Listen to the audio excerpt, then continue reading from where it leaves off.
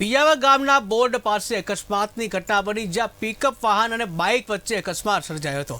ચોટીલાથી હરણિયા ગામે લૌકિક પ્રસંગે જતા દંપતીને અકસ્માત નડ્યો હતો।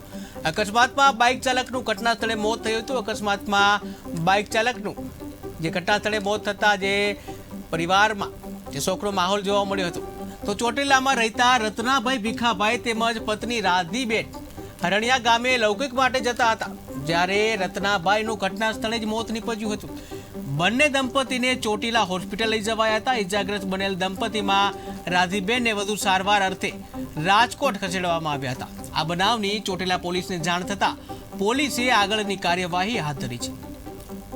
તો અકસ્માતનો બનાવ બન્યો છે કે જ્યાં બાઇક ચાલક જે હતા એનું ઘટના સ્થળે જ મોત થયું હતું, જ્યારે પત્ની જે રાધીબેન જે છે એમને વધુ સારવાર માટે ચોટીલાથી રાજકોટ ખસેડવામાં આવ્યા હતા।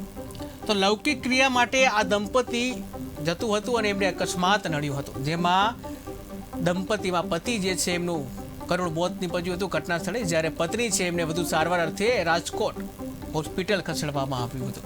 પોલીસને જાણ થતાં પોલીસે તરત જ આગળની કાર્યવાહી હાથ ધરી છે।